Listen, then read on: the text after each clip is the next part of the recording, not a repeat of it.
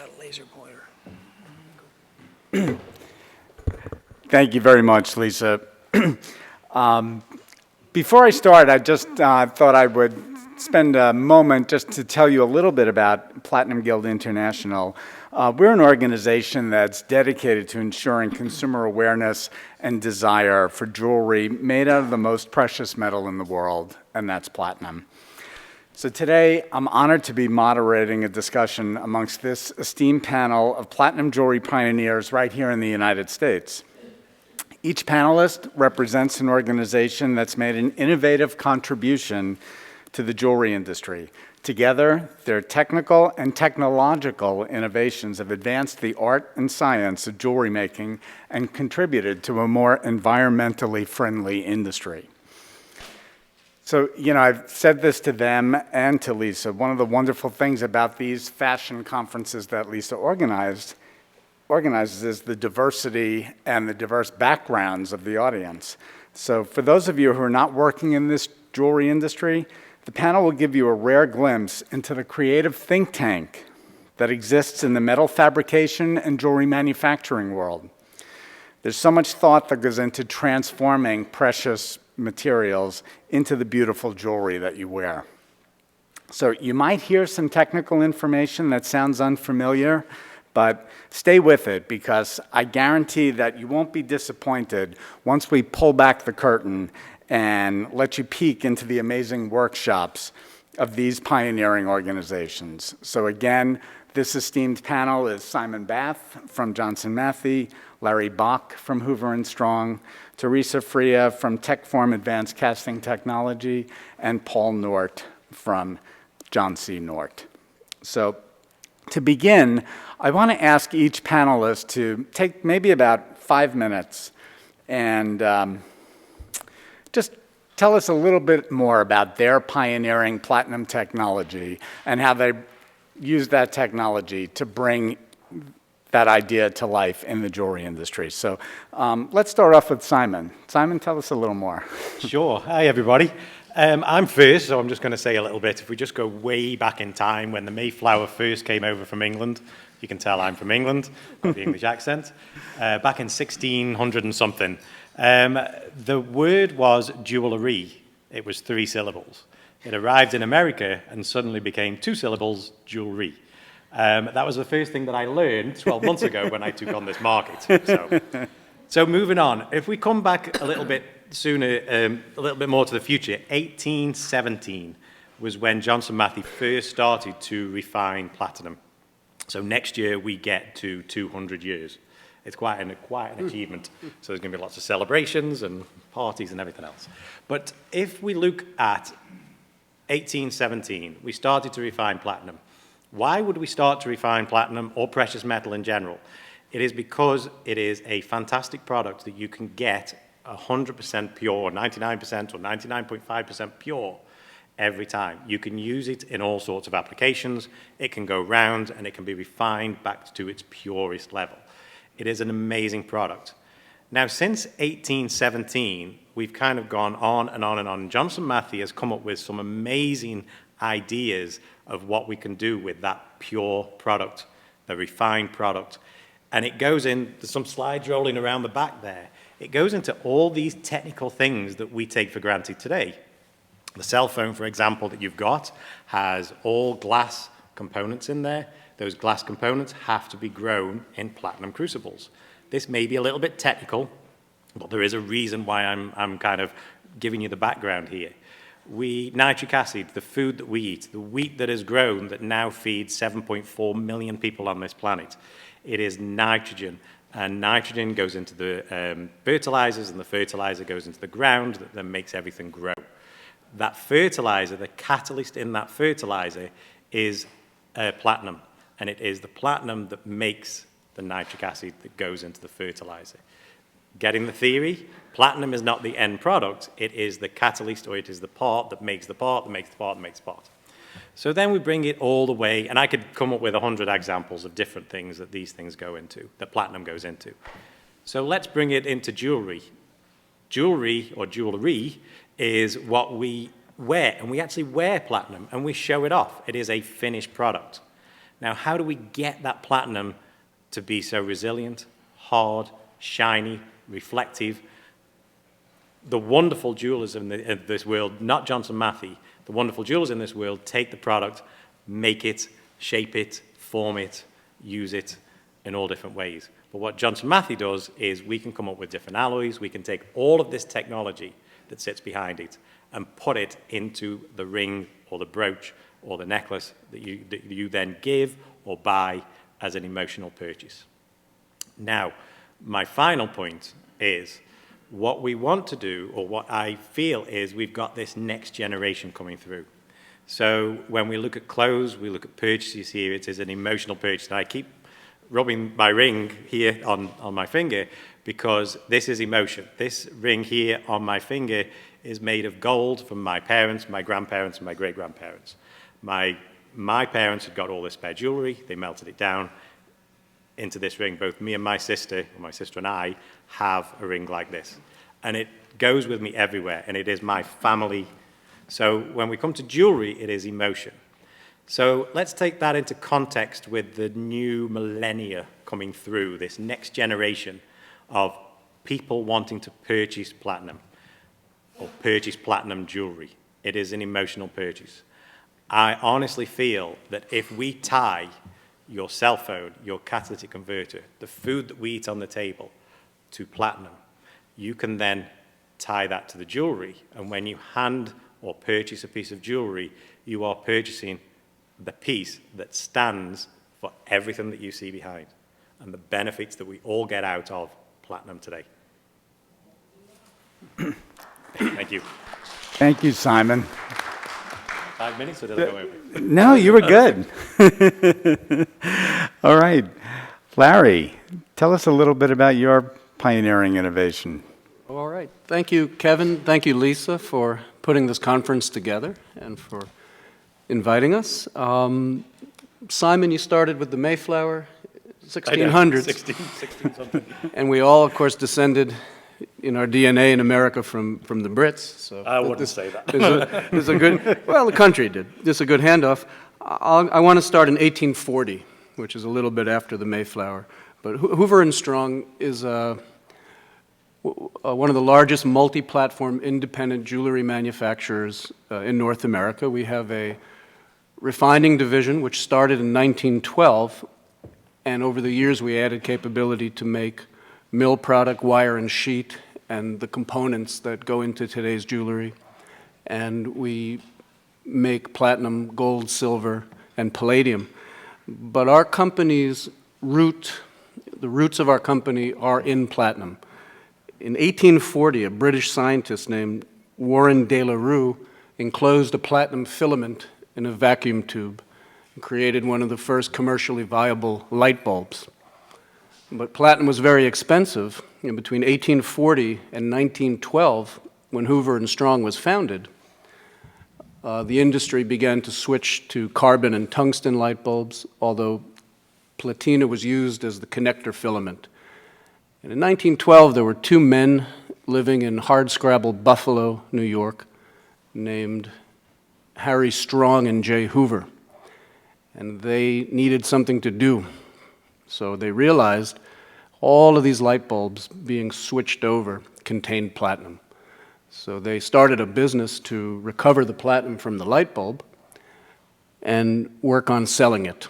But it was a tough business. Not a lot of people wanted the platinum. And Harry Strong didn't stay in the business, but J. Hoover just paid for the stationery, so he left Strong's name on it because he was too cheap to reprint it. From that time, the company worked as hard as they could, but during the war years, platinum became a strategic metal, and the government sequestered it and paid a pretty good price to use the platinum in ammunition and in the wiring for the new radars that became so important in the defense of cities in World War I and World War II. And with that wealth, the company grew into what it is today, which is a refining company that makes 30,000 jewelry products out of recycled metal. From our refinery, we realized many folks asked us, hey, can you guarantee that this isn't conflict metal. And we were buying some from the mine, but most of it came from our refinery.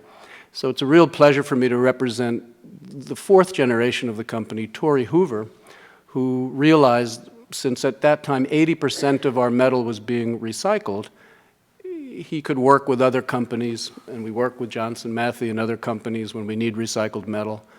And we were able to go 100%. We were the first company to get full certification, and we're very pleased that many other companies now make that a mainstay of what they do. So one of the biggest innovations I think we have is being able to offer eco-friendly, sustainable purchases. And in the current era, we are now working on auction plans to buy jewelry from customers and try to keep the cycle going. We call it Harmony Jewelry, and the platinum is part of that. Thank you very much, Larry. Well, I'm going to start a little bit more modern day, in the mid-90s.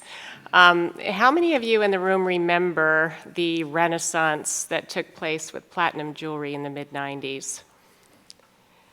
Yeah, it was a pretty big deal. As Larry had mentioned, platinum had been placed as a strategic material during the war, and so what had been used back in the 20s for amazing handcrafted engagement bands, it switched to white gold, and platinum pretty much fell off the radar in the jewelry industry. So when it had its renaissance in the mid-90s, nobody really knew how to work with it, specifically not when it came to the casting of the metal. So I had started a company with my late husband back in the mid-90s to produce medical implants. And we had just by chance, we had purchased a jewelry casting machine to make these implants. And one day, I had a fellow knock on my door with a pocket full of platinum. And he said, hey, I hear you've got a jewelry casting machine here. We're having a hard time nationwide getting good platinum castings. The consumer wants platinum jewelry. The Platinum Guild had done a magnificent job marketing to the consumer, but the manufacturing groups were just not ready to work with this very challenging metal. Gold, silver are remarkably easy in comparison to working with platinum. So we said, well, come on in. We don't have any jewelry pieces in here. We've got some bone staples. We can cast some bone staples in platinum for you. He said, I'll take anything I can get. So we made a tree. This is the lost wax process, for those of you who don't know that process. We made a tree of bone staples. We poured platinum into those. And it was a pretty remarkable result. And what we had actually done was we had taken technology from the medical and aerospace industry, and in that moment, we had brought it into the jewelry industry. He went down to one of the, well, it is the best technical conference in the world for the jewelry industry, the Santa Fe Symposium, went down there with that tree of bone staples, paraded that around, and then soon after, our phone was just ringing off the hook. So we were pulled into, by serendipity, we were pulled into this wonderful jewelry industry. Now that's pretty much all I serve. I do a few other industries, but the bulk of what I do is in platinum. And I guess the important point to make here about platinum is that it's a misunderstood metal when it comes to manufacturing. It is, I would say, the highest melting metal that is routinely cast in the world. The materials that it comes into contact with in the casting process all have lower melting temperatures than platinum. So you are dancing on a knife's edge when you are casting platinum. And so to be able to harness that and to be able to share that with the world, which is what I have done through multiple publications, I consider that some of the most important pioneering work that my company has done. It's a good thing to give back. It's a good thing to cross-pollinate between technologies and industries. And that's my story. Thank you, Teresa. Paul's our next pioneer. Thank you, Kevin. Let me start by saying it's a real privilege to be here. Appreciate Lisa organizing this whole conference, and Kevin, for you particularly putting together this panel. Certainly, sorry about that. And keeping us all on track. You've heard some wonderful talk this morning from some very distinguished companies, and I'm pleased to be at the same table with the likes of Johnson Matthey, Hoover and Strong, and with TechForm. It's great to be in this kind of a companionship. Johnson North Company doesn't go quite back to 1817 as Johnson Matthey does, but somewhere between 1840 and 1912 is when you mentioned Hoover and Strong did. We're not quite that far back. We're 1872.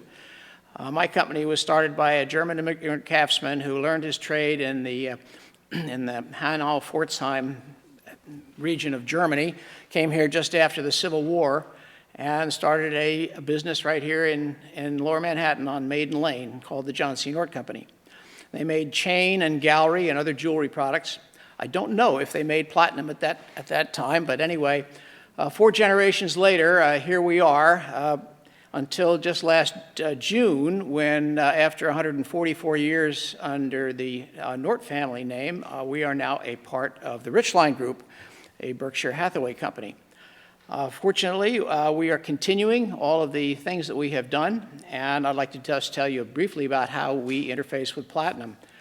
Right at the end of the 1950s, my father was in the wedding ring business, and well, can you go back one slide? Sure. These are some of the products that the company typically made.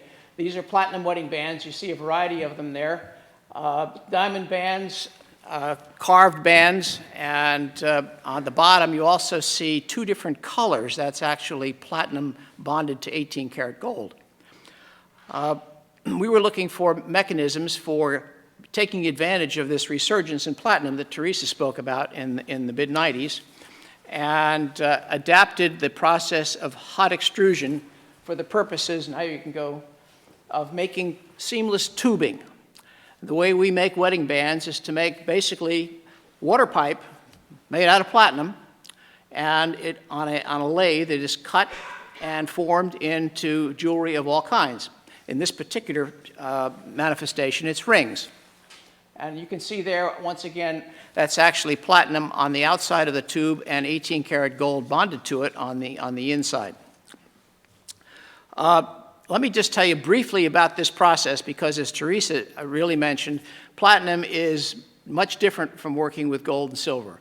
And as Teresa also mentioned, the melting point is probably the biggest reason. The melting point of platinum is about 1,200 degrees higher than the melting point of gold. It's well over 3,000 degrees. And consequently, the materials that are available to hold that material are much more restricted. Teresa has done a great job in adapting some of those to the technology of making investment castings, which is a very common way of making jewelry, and I know of no firm that does it better. Our mechanism is by making this seamless tubing and then making rings out of that. If you go to the first operation, platinum needs to be melted. And in the case of platinum, to do it properly, you need a vacuum furnace. So that big blue tank that you see there basically is a big chamber in which there is melting equipment, the metal is put in there, and then all of the atmosphere is sucked out of that, so that it's basically similar to doing this in outer space. What that does is it eliminates the contact with air, and if there are any impurities or dissolved gases in the platinum, they are removed. And we start off by making a casting. And here you see these are billets of as-cast platinum, and these are machined billets that are going to be made into tubes. Now we can go to the next one. This is a 400-ton extrusion press. It's a big hydraulic machine, and our objective is to take that cylindrical billet, which looks like an oversized Coke can, and make it into a piece of tubing, a piece of water pipe, if you will. And that's done by this hot extrusion process, which you see here schematically, in which the billet goes in here and the press comes down and it makes this into a piece of tube. You want to run the video, please, Kevin? This is a little bit about how that works schematically. The tooling is configured, the proper die is put in place, the container is lowered onto the die, the stem is moved out of the way, the hot billet is removed from the furnace, that's about 2,000 degrees, and the press comes down, and this is like squeezing toothpaste out of a tube. We take the short, fat billet and we turn it into a long, skinny tube. There's a little bit of metal that's left in the die, and that has to be removed. So the die is taken out. The little piece of metal is removed, and the press is then reconfigured for a second operation. That whole operation takes under 1 minute when it's actually happening. The process for extrusion is not unique to us by any means.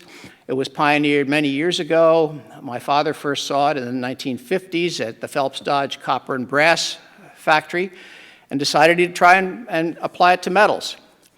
In the late 80s, we advanced from gold to platinum for this process, and what it does is it makes an extremely high quality piece of metal that is free of many of the inherent things that can go wrong if you don't do it exactly right with platinum. And the end result basically is fine jewelry. You have a piece of metal which brings out all of the inherent characteristics of platinum. It's a wonderfully strong and yet formable metal. It's beautifully white and it's resistant to almost all chemicals. And it's easy to set for diamonds. It's strong, it's heavy, it's intrinsically valuable, and it's just a wonderful piece of metal when made properly for fine jewelry. Thanks, Kevin. Thank you, Paul. Well, Paul, I mean, that was really fascinating. I've been in the business for a long time, but it still fascinates me when I actually see the product getting made. So what I think would be helpful for me, but I know helpful for the rest of the audience, is if you can maybe just take a few minutes and maybe tell us a little bit more about generic metal extrusion and how this fusion forging process is different and special, how it differs from that. Sure. Let me start by saying that at this point in time, our company is not the only one that does hot extrusion of platinum. Johnson Matthey uses a similar process for the production of tubing and the platinum group metals as well. But the key really is to form the platinum without hurting it. It's almost like the objective of the Hippocratic Oath that doctors take: do your patient no harm. Platinum is a really good metal as it is, just don't mess it up when you make it. So here we have a situation in which when you cast it, it tends to form some internal defects. Teresa's got a wonderful method that she has used to fix those on castings that are formed by investment casting. The hot forming of the metals, basically we have a process which we call fusion forging, which essentially is the simultaneous application of a high temperature, extreme pressure, and plastic flow, where the metal is actually moving. It's like kneading cookie dough, kneading with a K, in which it's formed together. If there's any problems in there, they are ironed out, and it's made into a precision form, precise piece of tube, so that it can be machined into lots of different kinds of jewelry. It can also be bonded by that same process to 18-karat gold or other metals. Thank you, Paul. Teresa, you've done so much platinum metallurgy research. What inspired you to do such a deep dive into the technical aspects of working with platinum? Well, as I mentioned before, I came from other industries, so this cross-pollination will be, a common thread in most of the things I talk about. I've always been obsessed, coming from medical and aerospace, with what's going on the inside of the casting. The jewelry world is fairly obsessed with the aesthetics and the function. But I was really obsessed with what it looked like inside. And so that requires a lot of additional steps that were never taken in the jewelry industry, or very rarely taken in the jewelry industry, wherein you cut up pieces, you magnify, you look at them under scanning electron microscopes, you do metallography, which is, polishing surfaces and magnifying them and looking at grain structures and things that just really hadn't been done before. And when I realized this void in the jewelry industry, I was really compelled to do some publishing. Yes, this was very useful information for me to have in-house in order to produce better quality, but there was a real need worldwide. You would Google this and you would come up dry, with the exception, I have to say, of Johnson Matthey. Back in the late 70s, they were rather prolific with publications, but they were restricted by the technologies available at that time with what they were able to analyze. Well, we had made great strides with equipment, alloys, and so there was a great need to get this out into the public domain. And I would say, really, it's just, it's my roots to ask these questions. Yeah, and it's having quite a bit of an impact on the way people work with the metal every day. I mean, the results of your research is changing the way people work with the metal, isn't it? Yeah, I think it really has, because if you manufacture with a material that is challenging, you become frustrated, and it becomes the way you believe about that material. But platinum is a phenomenal material. It just needs what it needs, and if you don't give it that, it will cause you headaches. So the research has helped a lot of companies to improve, because you've got to see the evidence. Anecdotal is great, but when you produce hard data, and I don't care what your world is, when you produce hard, compelling, factual data, that's powerful, and it really does help. Yes, yeah. 'Cause hard data is something that we don't have a lot of in the business, so it's really, really important, and that is what helps transform the way we do business. Simon, you shared a lot of great information about all of the other things that platinum does. And, it always surprises me. I know the audience has to be surprised, but even, I get so involved in the jewelry world that I sometimes forget of all of the other things that platinum does for the world, for the environment. So it might be interesting. I know it's interesting to me if you can talk a little bit about how these industrial products help inspire the way you manufacture products for jewelry, and maybe vice versa. Sure. We've heard a lot about the tube extrusion. Extruding metal and making it into a tube is extremely difficult. I mean, if you kind of think, you're thinking of a metal, it's a molten metal, it's very hot, you can't touch it, you can't do things. You've got to have the surrounding and the casing that's all going to survive the heat. As we know, platinum is very, very hot, melting point. So you've got to have, what other metals can you have around it to extrude it? It's very difficult to do. But if you have the driver, which is the industrial market, to create a tube. So, for example, you can create a tube for gas purification, for example. You can create a tube for all sorts of different reasons, for industrial purposes. That gives you the finance and the wherewithal to kind of come up with this idea of extruding the tube, and then you can then apply that to the jewelry market. And the jewelry market, then you can take these tubes and you can chop them up, and then you can work with them, refine it. And as Teresa said, it's an amazing product to kind of work with and mold and smooth out. And therefore, the industrial leads on to the jewelry. Now, the other part of it is there is always a desire for new alloys. When we talk about an alloy, that means we take the pure platinum and we alloy it with other metals. The ignition, everybody's ignition on the car needs certain alloys to light that gasoline. The gas is then comes out of the tailpipe of the car. Platinum is the catalyst that cleans that gas, and gets it so it's clean, and we're not all choking on NOx in the atmosphere.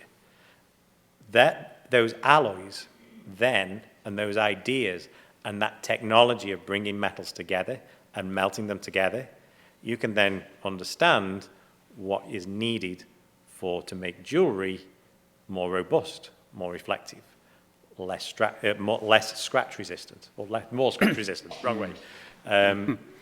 And therefore, it all has to be combined together. So the industrial application onto the jewelry, it fits perfectly. Yeah, and that was an important explanation, because I think we often forget, and most of the general public has no idea about the importance of the two and how they inform each other. So thank you very much, Simon. Next question I have for Larry, and it was a great segue as you started to talk about alloys. So Larry, I know you've done some interesting work with alloys and casting grain. So I wanted to spend a few moments, first of all, maybe talking a little bit about exactly what casting grain is and why platinum needs to be alloyed with some other metals to be able to make jewelry. Okay. So at Hoover and Strong, all of our alloys and metals these days are monitored by our chief metallurgist, Stuart Grice. Some of you may have heard of him. Stuart holds dual degrees in metallurgy and physics. I think he cut his teeth at Johnson Matthey early in his career and worked for Cookson, and we're lucky to have him as our vice president of mill research. So it's easy for me to sell the product because Stuart's making it. But casting grain, of course, is metal that is used to cast jewelry, and pure platinum, like pure gold, requires alloys to be added to it, other materials. In platinum's case, for structural integrity, iridium is added, or ruthenium, commonly in other material. And at Hoover and Strong, some of our research, along with the resurgence of platinum in jewelry and bridal jewelry, has led us to also introduce an extra hard platinum alloy, which is 33% harder than platinum ruthenium and 64% harder than platinum with iridium. Now, the thing I like the most about platinum, and I think why we can call it the best metal, is because out of all the metals used in jewelry compared to gold, platinum is more pure, and platinum doesn't require plating in order to maintain the look of the white metal. And so people, I think, really like the way it looks, and when you plate something, it could wear off. So we find this to be the purest, most excellent representation of metal in jewelry working, and that's a little bit about why you want to put other things in with the casting grain. Thank you. Thanks, Larry. And, you know, following up on that, Teresa, you've done so much research in this area with alloys. So I would love it if you would spend a few moments just sharing the importance of those platinum alloys and how it affects not only the manufacturing behavior and processes, but the way the finished piece looks and performs as well. Yeah, most of the platinum alloys are 95% pure worldwide, but that extra 5% really packs a punch. Wildly different results when you add very small amounts in the alloying process, which I'm sure that these two can attest to.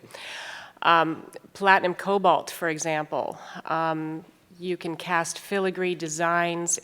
I say it flows like water. That's probably an exaggeration, but in comparison to other alloys, it does. Platinum hard that Larry just talked about, absolutely a fantastic metal for a big men's band where he's going to be, wearing that jewelry very hard. A 5% iridium band would fall apart. So you have so much different, a different wear response, a different molten response. It can be a different oxidation response in the molten state. There's a lot of differences that can emerge. So what you really look for as a designer of platinum jewelry is, how do I want this piece to wear? What am I asking this piece to do with respect to the molten flow? That's one of the biggest challenges. And really think about that, because it is not a one-size-fits-all world for alloys. And if you learn more about the behaviors of these different alloys, you can have a lot better success for the consumer. And it's really important to start with the consumer and work backwards. What are they expecting out of that piece? And think about that in terms of your alloy. Yeah, thank you, Teresa. Yeah, I have that one slide up behind you that kind of compares, So it'd be very interesting to maybe spend a minute about porosity and. Yeah, that was probably, I would say, the most important research that I have done to date has been on a process called hot isostatic pressing. And again, this comes from my roots in the aerospace industry. Literally every medical and aerospace casting receives this process, this HIP as it is called, or hot isostatic pressing. And what that does is it densifies a metal. Platinum is, as I mentioned earlier, extremely hard to work with in the casting process.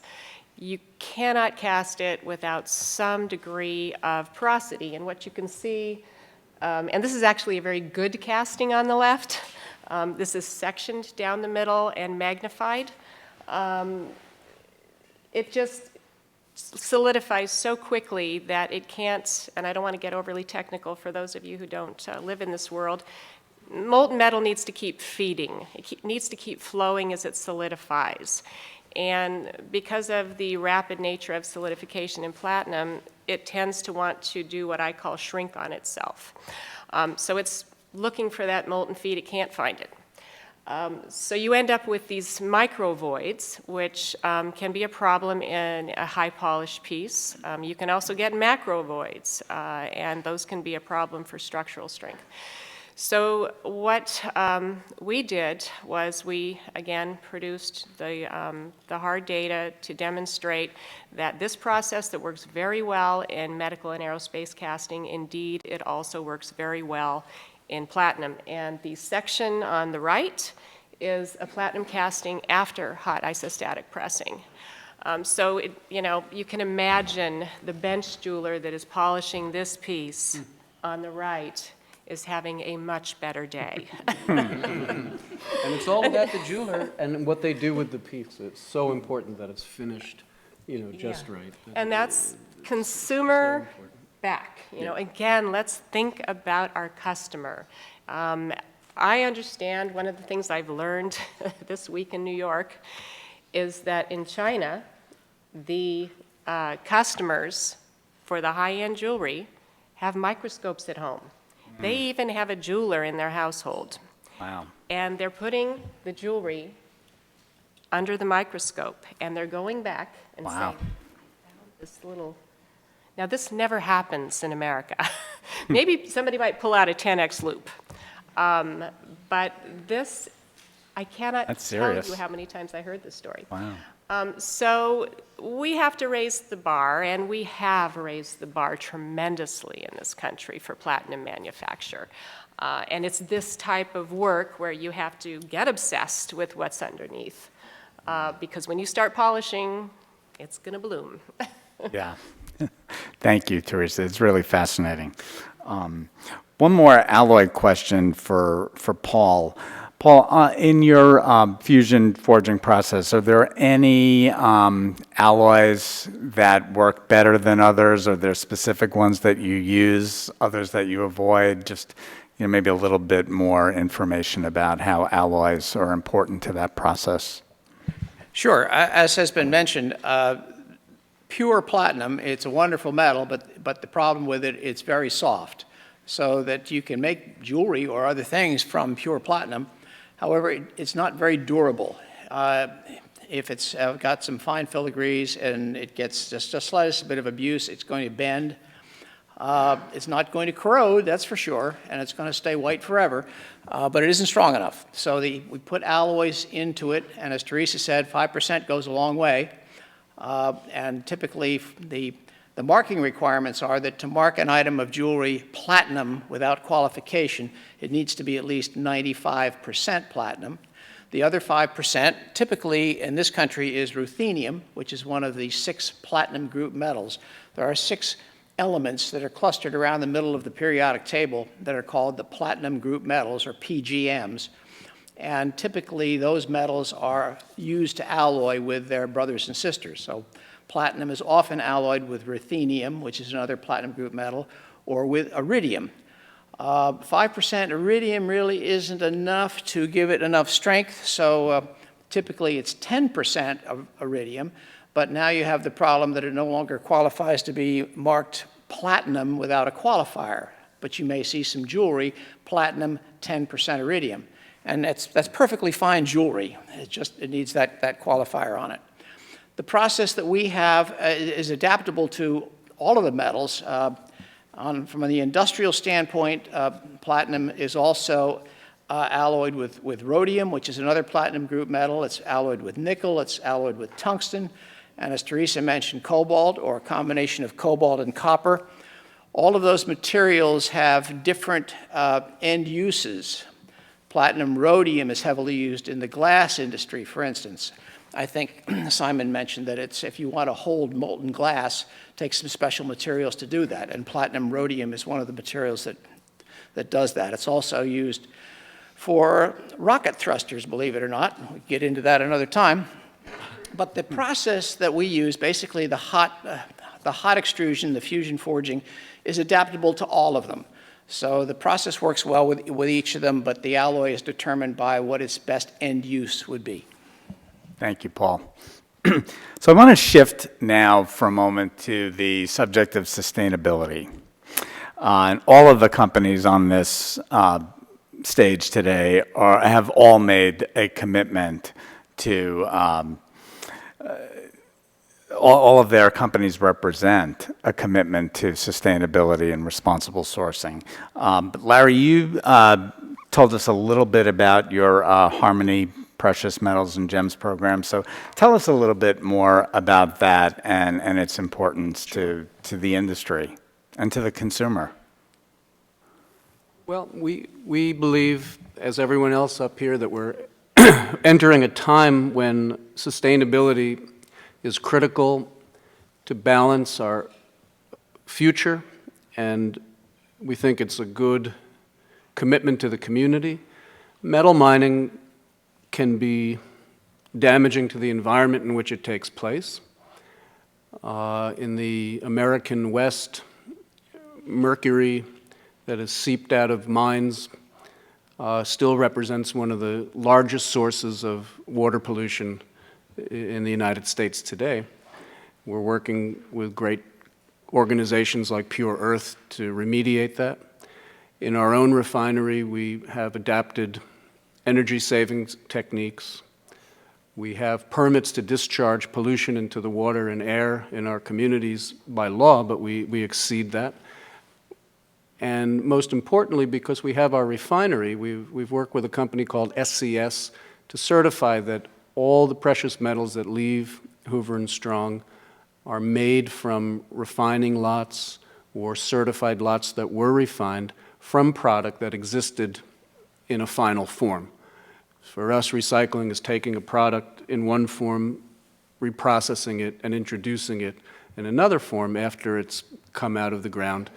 And we actually take a photograph of every refining lot that comes in and we keep it on file, and we also get checked against in and out and invoice by invoice.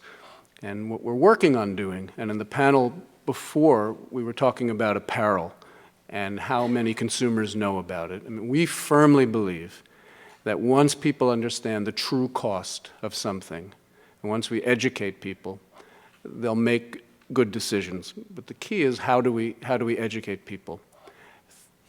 Throughout progress, things that we've taken from the ground over the years, because we haven't been as advanced as we are becoming. During the war years, many chemicals were developed and used, and the effects haven't really become known until now. Now that we have more peace in this century than the last century, we hope that technology will come to a place where it will help us better mitigate the risks of our activities and lead to a better, healthier planet and a better, healthier life. So we're doing our small part. When people go to buy a diamond ring, the first thing they ask isn't usually, hey, is it recycled? You know, in fact, the term recycled makes people feel like Johnny's, pants handed down to Joe. So we're looking for better terms for it, but we believe that when people get married and the jewelry that we make, the majority of it goes to people who want to symbolize a life together, we want to do what we can to make that fashion statement mean something positive and life-affirming. So we believe by recycling and by using fair trade material, reclaiming energy where we can, we're helping to point that direction. That's what we're working to do. Thank you, Larry. And Simon, I've heard you say that platinum is the ultimate recycled material. So yeah, help us understand what you meant by that. Well, let's look at, Larry, the segue was fantastic, because if we look at platinum, or we look at precious metal, why do we call it precious? Because it's precious, it's a precious commodity in the world. But also, you can take precious metals, gold, platinum, and silver, let's come to platinum, you can alloy it, as we've talked about, with different metals. You can then, it does its job, it comes back, and that alloy you can separate back out. So you can alloy with platinum group metals, as Paul said, the platinum groups, you can join them together, melt them together, bond all those components together, and then you can separate them back out and bring them back to their purest form. Refine. So you can go all the way around in the circle. Now, the most amazing thing is, I've talked about the industrial applications of platinum, the fact that it goes into spark plugs, the fact that it goes into gauze in huge chimneys that are producing and nasty chemical reactions, very, very hot. So you take this platinum alloy, you make it into something, and it goes through this awful process of destruction and heat and chemicals and chemical attack. At the end of it, you take it, you refine it, it's back to its purest, it goes full circle, back to its purest ability. So as Larry says, taking all of that and all of that life of that platinum back round, if you then make that into a ring or a brooch or a necklace, and you hand that to somebody, or you give that to somebody, or you go down on one knee and ask somebody to marry you with a precious metal ring, you are symbolizing everything, especially with platinum, you are symbolizing everything that we have built our life on today. And it's the most amazing thing, and that's why it is the ultimate, because you can bring it right the way back, no matter what you do with it, you can bring it right the way back to its purest. Pretty much lasts forever. Yeah. Yeah. But the refining process is costly for a manufacturer. And I wanted to ask Paul to share with us maybe things that a manufacturer might be able to do to minimize the need for excessive recycling, how to best use the metal up front. Okay, Kevin, that's a great question, and I think anybody who might be in the jewelry business or jewelry manufacturing and have a chance to work with platinum, among the things that you want to do is to don't lose any of it. It's a very expensive material. You have an economic motivation, obviously, to do that, but there's some things you can do to make it easier. Cleanliness is probably the simplest word for the purpose of what you can do. Start with a clean work table, a clean bench, a clean environment, and don't allow the platinum to get mixed with contaminants. If you're shaving it, filing it, carving it, drilling it, whatever you're doing to make your beautiful piece of jewelry, you're creating little filings, little chips.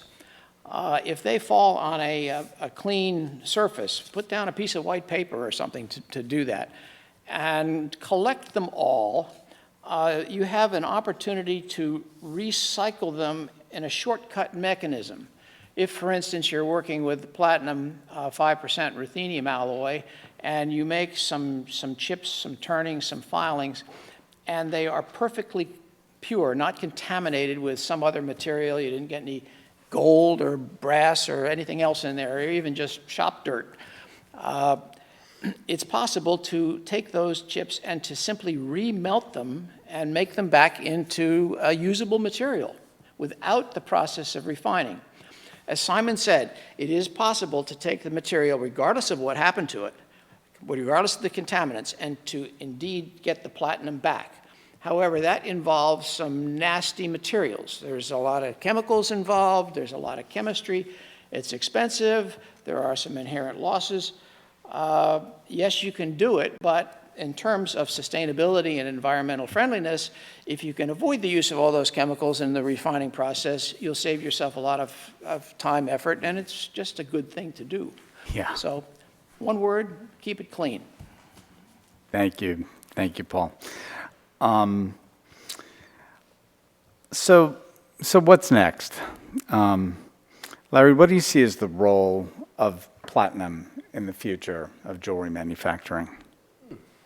Good question. We see the future of platinum as a metal and a product that can be expanded. We are looking forward to building on the metal's reputation as the finest metal. And I'm happy to say that we are partnering with a large diamond house to launch a platinum bridal line in a space that didn't have as much platinum, as I think it's going to have. The relative price of platinum as compared with gold has declined for a variety of reasons, and it becomes a little more affordable in the manufacturing process, but it still retains its primacy in the precious metals.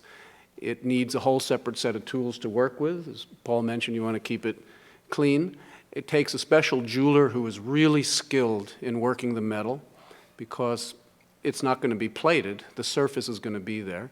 It takes an amazing level of technical sophistication and advancement to prepare the metal to be worked on in such a way that the product won't fail. We have a confluence of technology. We have a plentiful source. We have science that backs it up in a way that we can be much more efficient, and we have a public looking for something new as soon as the election ends, because right now ain't nobody buying nothing for some reason, but Lord willing, it'll be over soon, and people can go back to buying beautiful jewelry. And we are thrilled to be working with this group and the Platinum Guild and the retailers to build on legends like Scott Kay and others. We want people to enjoy the metal for what it is. It brings us joy to bring the best product to people. The millennials want something different, and we feel the future is very bright for this metal. Thanks, Larry. 3 more days. Is that it? Oh my goodness, it feels like a lot. Teresa, you spoke about technology transfer and a lot about what you brought from the aerospace industry into the jewelry business. Was there anything that we missed that you haven't shared with us yet that you wanted to add? Well, I think my my newest research project, because I can't stop, it's really looking at, and I'm very fortunate to have one of my research partners here at this table. Johnson Matthey will be assisting along with Hoover and Strong, and then also some European companies. But this is going to be a very useful bit of research that is very consumer focused, and we'll be looking at the wear resistance abilities of different alloys, doing a tremendous amount of testing both human wear testing, scratch testing, tumble wear testing, strength, just a lot of different things. Platinum does not wear the same as gold. It is 95% pure, so we have some shackles on when it comes to really producing harder alloys. But it has been done. And again, when you just have something below the radar and you've got anecdotal evidence, it's never as powerful as hard evidence. So this is something that's coming up. And this is something that, you know, when you talk about other industries, they all do it that way. When you get into an automobile, you don't expect, you know, your radio knobs to distort, or you don't expect your seat belt to fall apart. And jewelry is one of the most significant purchases that any consumer is ever going to make, especially your bridal jewelry. It should not fail. It should last a lifetime. So this is more of just follow the business models of other industries where you are engineering behind the scenes. There's still the art, but behind the art is the science. And so that's something that we're very excited to be launching. It will be published next May and available to the public. And I want to make one more comment before you let me off the hook here. We are missing probably one of the most important platinum pioneers in the world in this room. How many of you know Stephen Kretschmer? I cannot say enough, now that all of this time has gone by and I have done all this research, about the wisdom of this man. He was the first one to do hot isostatic pressing, the images I had up there earlier. He was the first one to do that for platinum.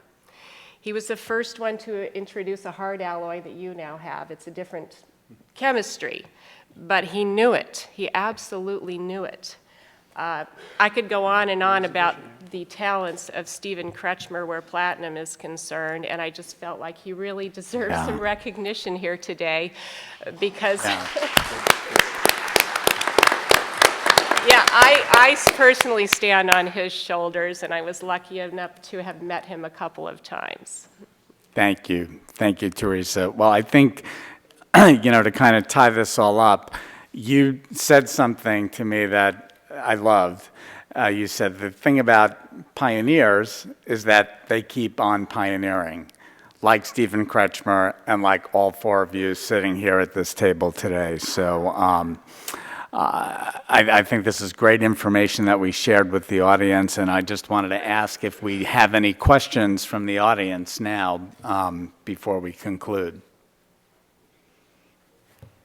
Hi, my name is Jamal Lucas. I do a bunch with sustainability as it relates to Africa. And my questions were, not to be too political, more market-driven. Clearly, Zimbabwe, South Africa are some of the largest sources of platinum. There's a strong bilateral relationship with China. And I was just curious if there are any concerns around sourcing issues in the future as it relates to platinum. To start, and then I think Can you, Johnson can you has- repeat Yeah, the yeah. question? Because I'm impaired here in terms of my reach with this court. it was, yeah, I can repeat the question. So it's where the platinum is coming from is the concern.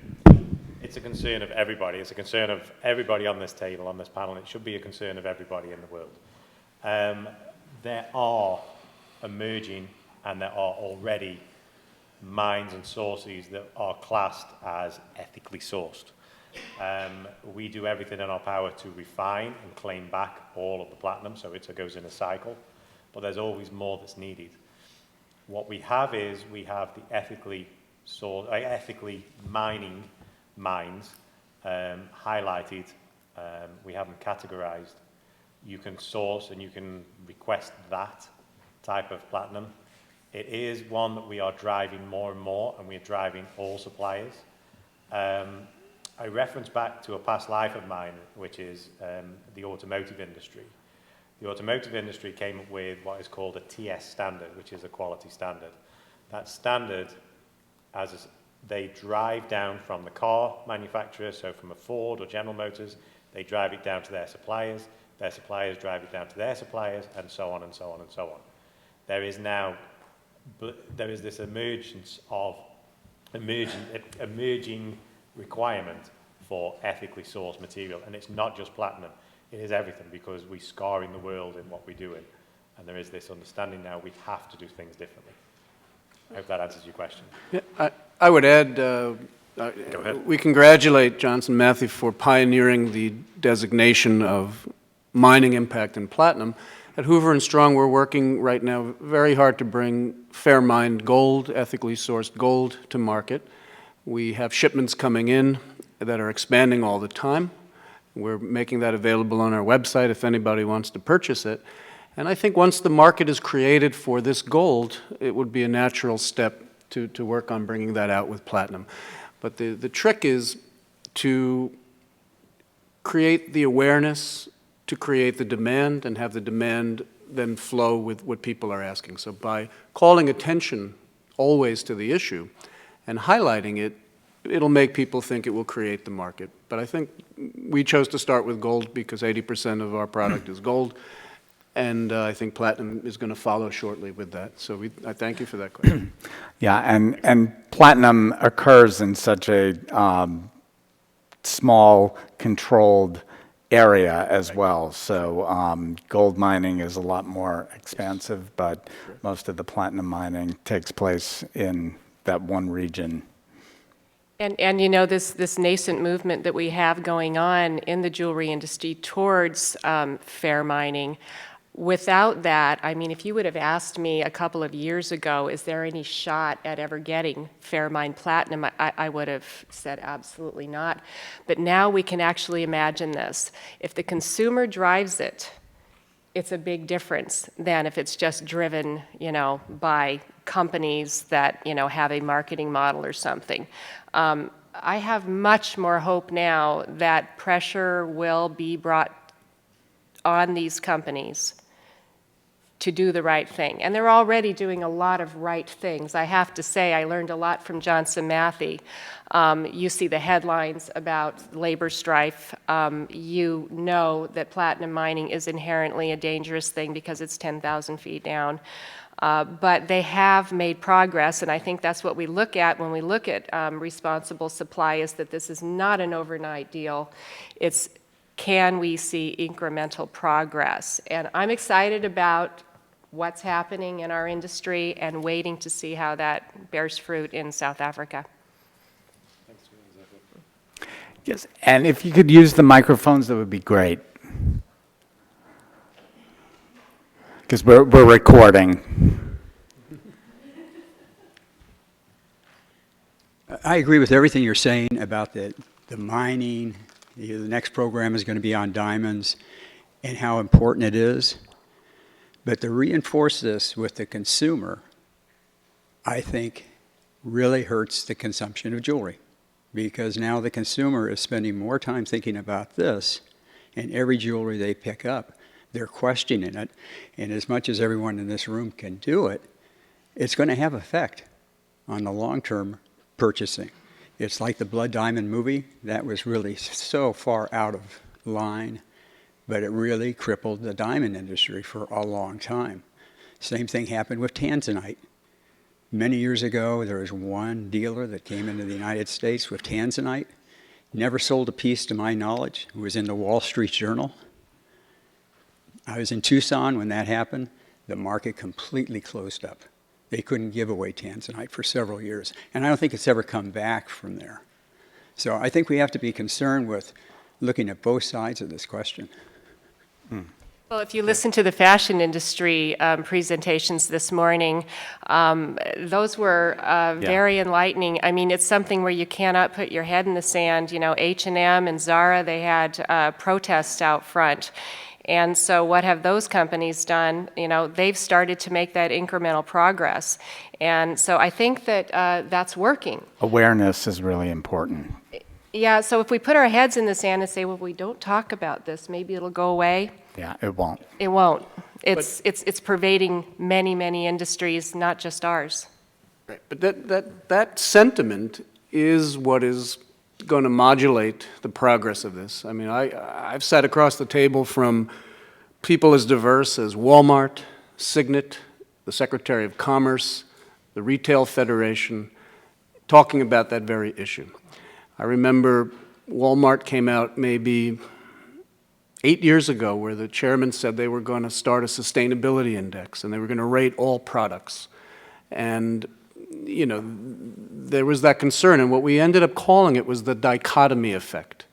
If you have some metal coming from a mine that's good, and some metal coming from a mine in a conflict area that we all agree we should do something about, the public gets caught in that, and your concern is they'd be turned off for jewelry. They'd be turned off about it. But the effect, when you think about the tens of thousands of people who have suffered in tailings pond failings, eventually people come to an awareness of it. Our goal as industry leaders has to be to mitigate the effect, make sure people have a reason to buy jewelry, and make sure we don't turn off our customer to our product. But we have to address these things. They don't go away. But the mechanism, the process, dialogue like this, respecting concerns like yours, it has to be in the kind of forum that we have. But I think progress has shown that we can get there, but change is not without cost. I don't mean to be trite or come up with some kind of pat answer, but things need to change when the destructive nature is the way it is. Sure.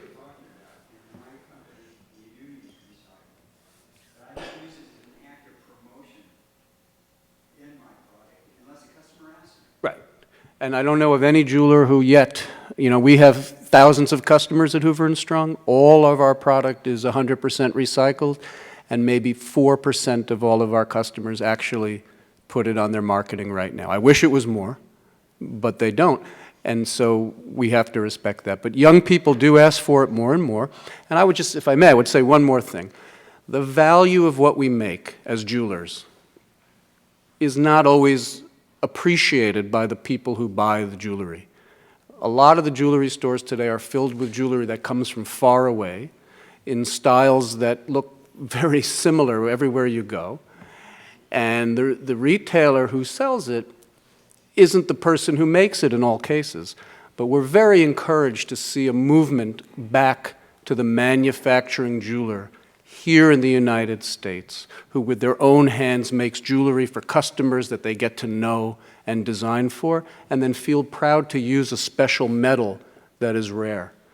And so we believe that has to kind of come back, because like we talked about production, everybody buying things. In the last segment, we talked about a rapacious consumerism, where people didn't know what they were buying or what they were paying for. We want to bring that back to where there's something of value. Jewelry has intrinsic value. In fact, it's the oldest store of intrinsic value that there ever was, and platinum is the rarest of all the metals that contain that intrinsic value. So we feel if fashion is a reflection of a society's values, we can do it, but I'm with you. If the consumer don't get it, we're not doing it right. I'm going to go back to J. Walter Thompson and ask him for another $25 million to advertise this stuff, because they told me it would take $25 million, and then they asked me to give it to them. And I said, hey, how about I give you 10% of it, and we sell a bunch of stuff, and I'll give you a commission. And they said, that's above my pay grade, but I'm going to go back to them. One more from Andrea. Andrea Hill, I'm on the business side of the jewelry industry. I beg to differ a little bit with both of you. I don't think it's our job right now to mitigate or to soft sell. Every time the fashion industry ignored the growing movement of eco-awareness, they got a black eye for it. And so as a jewelry industry, if we sit back and be quiet, we're going to get another black eye and another black eye. We're already having a hard time selling our old stories. You know why? They're old stories. So Kate Black brought it up this morning, Eileen Fisher brought it up this morning. They're actively disrupting their own business models by saying, Maybe we should sell less and tell a little bit of a different story. Why don't we innovate our businesses? But if we approach this problem in a linear manner, it will take forever. If we wait for the consumers to drag us there because we want them to create demand before we have the balls to go out and create it, we're never going to get there. We have to approach this in a non-linear manner, and that means we all have to work together, and we have to be a little bit brave, or maybe a lot brave. But I don't like this, let's slide into this quietly and see if we get by approach. No, Thank you, Andrea. one more thing that it's a very good point. If we embrace this, you know, we've seen, I mean, coming from my background, platinum enhances every one of our lives every day. Before the jewelry, we've all got platinum is the structure of what everybody is wearing, the clothes, the food we had, the sandwich, the wheat, everything else. The next generation coming through that is going to buy and purchase this jewelry, what do? They have a cell phone, they have a computer, they eat, they use all this stuff and they take it all for granted. Why not embrace it? Why not embrace exactly what you've just said there and say, come on, I want to make this jewelry, and this jewelry is made from recycled material that you have used in your cell phone, that is used in the glass fabrication, that's used in this bottle. It's there.